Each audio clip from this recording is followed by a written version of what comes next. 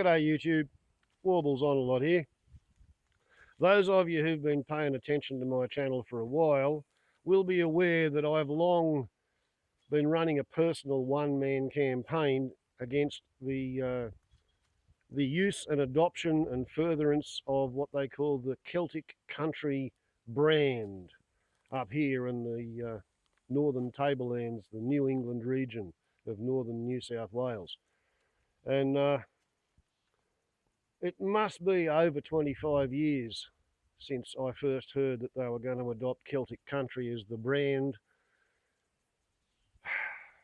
for the town and the shire that I live in. And it's always irritated me on the grounds that there are no more Celts proportionally came to this part of Australia than anywhere else in Australia. So it's always struck me as an exercise in transparent foolishness. And I've been variously criticised for the things that I've said about it. However, I appear to have scored a bit of a hit. As far as I can recall, the most recent video that I've made on the subject or the topic of Celtic country, the marketing, it's called Celtic Country Marketing Garbage in Glen Innes. 16 likes, 217 views, published on the 25th of January American time, so it was actually published on the 26th of January here in Australia, and the 26th of January is otherwise known as Invasion Day, at least by the people who used to live here before the Sheep and Potato Brigade showed up. Now, I don't tend to go into town on weekday evenings to attend meetings. I'm not a member of any of the tourist associations or anything. I just let myself be piqued when they put tartan strips on the garbage bins in the main street, so that you effectively had one garbage bin for the Irish kilted Celtic tartan garbage and a different bin for the Scottish kilted Celtic tartan garbage. And if your tartan garbage was for the Isle of Man or Galatia or somewhere else, Cornish kilted Celtic tartan garbage, it had to go into its specific bin. That was not actually stated, but it was just the impression it gave the main street. We had ethnically streamed garbage. And yeah, I put that out there. So I have been aware that there's been a bit of a survey, and the local tourist association have gone around and asked businesses what they think, and they've heard the same things from the business people that I've been hearing for 25 years.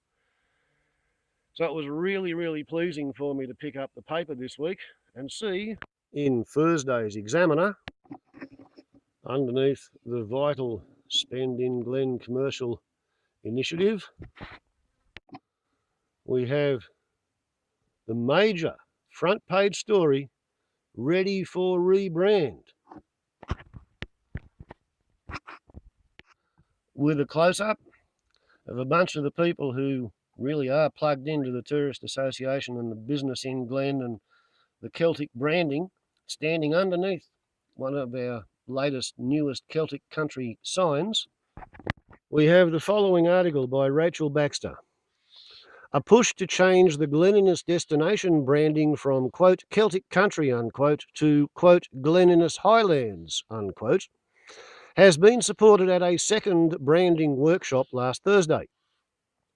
The workshop was the second of two, engaging with around 20 people representing different locations and interests across the local government area.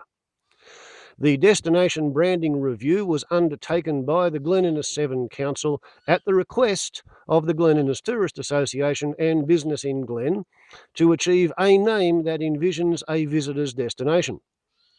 Total destination marketing expert Bill Baker was appointed to facilitate the process, reviewing the existing, quote, Celtic country, unquote, branding. Mr. Baker surveyed residents online seeking feedback on the current branding and perceptions of Glen Innes and the district as a tourist destination.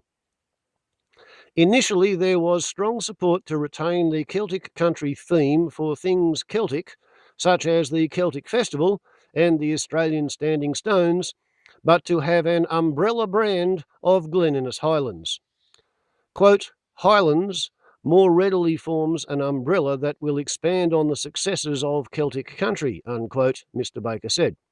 Quote, it provides opportunities to include all villages and to present the experiences and benefits that are presented by the highland landscape, seasons, climate, and outdoor recreation.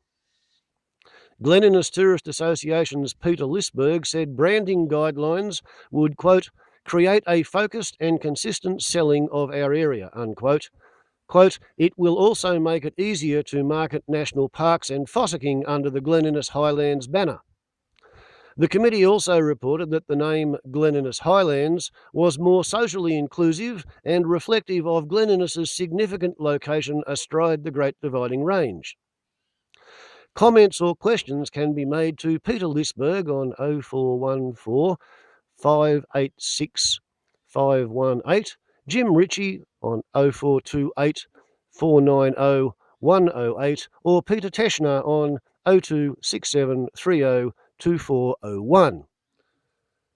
There we have it. I've finally nailed Celtic country as a brand. They're going to get rid of it. They have accepted the fact that there are no more Celts proportionally who moved to this area than anywhere else in Australia.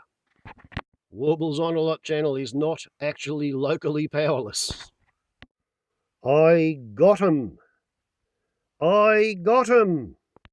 With my penny ante tin pot 2-bit YouTube channel, which runs on a mobile phone and a 40-year-old tripod, with a second mobile phone for a camera. And the prepaid mobile connection costs $2 a day for unlimited up and downloads. But anyway, maybe the world's smallest YouTube channel, but I've just nailed Celtic marketing. I've been after that bloody thing for 25 years. Faced some stiff opposition at various times because they were sucking on ratepayers' money to make the festivals grow bigger and bigger every year, and I was one of the ratepayers. Anyway, on that note, I'm going to celebrate, and I'm going to have a drink in the middle of the day. Aren't I a wicked boy?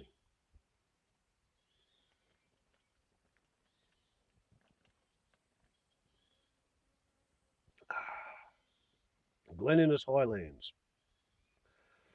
I like that. Get high, come to Glen Innes, I suppose. We could run a few marketing campaigns on that. Yes, Highlands, Glen Innes. I was talking to a retailer in the main street about it on Thursday when I bought that paper. And he looked at me, he's same age as my kids, and he said, the fact of the matter is, the only people who are remotely interested in Celticness are 65 years or older. And I said, well, actually, it's worse than that because they were 65 years old 25 years ago when they started it. And the ones who are really enthusiastic, they're now 85 to 90 or they're dead. And we both laughed. And that's pretty much the story of it. The people who decided to pin the town's commercial hopes onto Celtic-themed branding were operating under the delusions that only affected people who grew up back in the days when the British Commonwealth was the British Empire, and they expected their children and grandchildren and great-grandchildren to still call England home. Never heard Peter Allen's song, I suppose. So anyway, yeah, we did it. Me and YouTube and me 217 views and telling people, oh, I think it's silly. You go to YouTube and you title search for the video and you have a look. I'll show you just what it looks like because there's a comments thread underneath it. You have a look what the people who live in Britain think about Celtic country branding in Australia. So we hit pay dirt. We finally killed Celtic country branding. It's on the way out.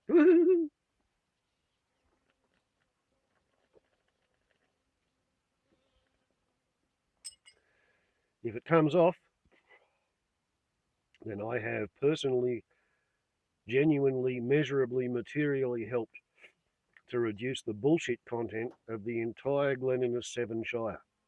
And I think that's a pretty good bloody achievement. For a greenie living on an endangered species sanctuary. Warbles on a lot to YouTube. enjoy the idea that Celtic country branding has just been knocked off by a YouTube channel that has no computer. Ciao.